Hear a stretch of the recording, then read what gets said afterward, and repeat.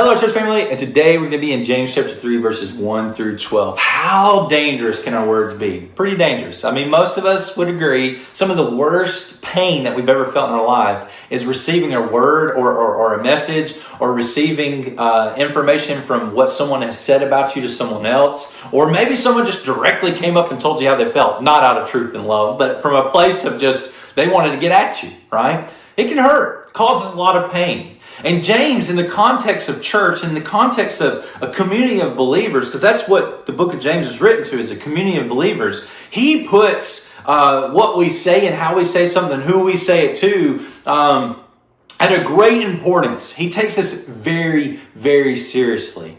And so let's just jump right in, because he starts with a warning. In verse 1 it says, "Not many of you should become teachers, my brothers, for you know that we who teach will be judged with a greater strictness. For we all stumble in many ways. And if anyone does not stumble in what he says, he is a perfect man, able also to bridle his whole body." So James is saying here, and he does target the leaders, teachers. He says, your words can be your downfall. And for leaders, you're going to be judged with a greater strictness. You're not being, the rest of the body of believers is not being excluded. They're part of this too, but he's targeting the leaders here because you've been given that platform. You've been given that respect. People are tuning in to what you're saying. So you've got to be more careful. You're under more scrutiny, and you're going to be judged with a greater strictness. But then he goes on to say, including everybody in this, including the whole community of believers in this, he says, your words,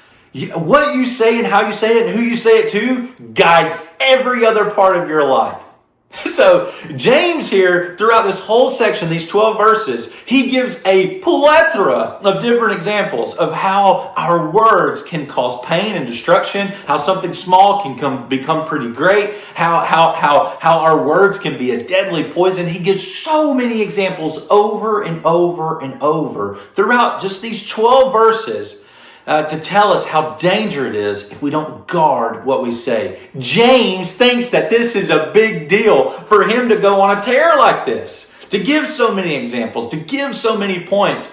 This is a big deal, and we should treat it as such as well. Even though we don't have to, make sure to read this whole section, we don't have time to go into every example. So I'm going to draw the one that I kind of relate with. But in verse 3, it says this: If we put the bits into the mouth of horses so that they will obey us, we can guide their whole bodies as well. So when you're taming a horse, when you're riding a horse and directing it, they have a mouthpiece, and that mouthpiece guides that horse and where it's supposed to go. I really connect with this because in high school, that's what I did. Towards the end of my high school career, I started working horse farms, and then in college, I worked horse farms. And so one day, we had two horses on this horse farm named Scout and Mac. And Scout and Mac, they kind of were like dogs, honestly. Like, you'd go out to the field, if it was wintertime, you'd go out to the field, you'd grab Scout, you put his tack on, you grab Mac, you put his tack on, and you could literally probably just let go of the rope, and they would just follow you to their stalls. Well, one day, I put that kind of faith in these animals. And so I'm walking Scout, and I put Scout up, he gets fed, I lock his door, everything like that. But I put Mac in his stall, and I didn't lock the door because, he's not going to go anywhere. Well, getting Scout ready, everything like that. I put too much faith in this horse, Mac. I look down the barn, and Mac, he's full try, just out the barn. And I'm like, oh boy. And so here's what didn't happen.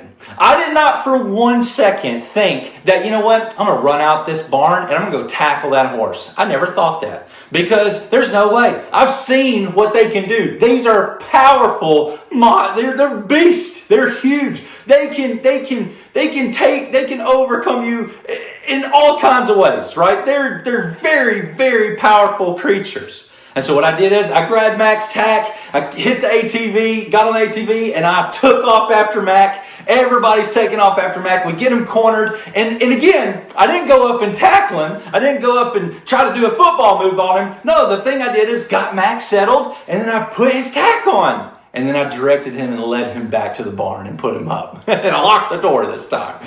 Right? That that little mouthpiece, their tag, you can direct them wherever you go, wherever you want them to go, to the left, to the right, wherever.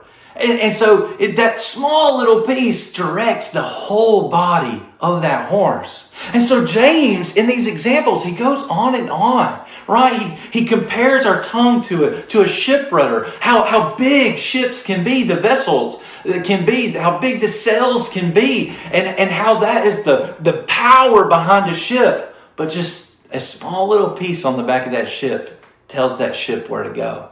Right? And he goes from ship to fire. Such a small little flame can cause such a big forest fire. He gives us this warning that our tongues are relentlessly evil and that they produce deadly poison and they're very, very hard to tame. He tells us that. It's very hard to tame. It's almost impossible to tame it. And it's a restless evil filled with deadly poison. And many of us guilty of this. He says, as church believers, as believers, the same mouth that you praise the Lord with is the same mouth that you curse the people that are made in His likeness. Guilty, right? We're so guilty of these. And so to James, all these examples, make sure to read that, so good. But all these examples to James, this is a big deal. This is a big deal. And unfortunately, I'm guilty of focusing maybe on one part. Maybe I don't curse people. Maybe I don't use curse words or something like that. But how am I doing in my boasting? How am I doing with my lying, my gossiping, the unrighteous things that I may say? And James is not saying, hey, don't just do one really well. He says, get the whole thing under control. And then your life will follow. Get the whole thing under control. So what do? Well, we look to Jesus. Jesus, I think some of us convince ourselves that no, I say the things that we do so I can get the point across. Well, Jesus got the point across, and Jesus spoke in truth. He spoke in love. He spoke with encouragement and kindness. He spoke spirit-filled, and He would do that all in one breath. He would do that all in one breath. And those are the opportunities that we also need to seek when we speak. We've got to be careful with what we say. It can cause so much destruction. So just wanted to be an encouragement here. James is trying to be an encouragement here, telling a group of believers, we got to get this under control. And I'm speaking for myself. We got to get it under control. We can't just be loose with what we say. We've got to make sure that we are mindful of what we say and that it is from truth. It is spoken from truth and love, and that it's spoken with the power of the Spirit behind it. We've got to think in that manner when we're speaking. Hey, church family, Merry Christmas. I know the December season is crazy. Thank you so much for continuing to tune in. And I can't wait just to see some of you around, all the Christmas programs, all the Christmas things, Christmas Eve. It's going to be awesome. And church, we love you. And thank you for tuning in. All right, God bless. Bye.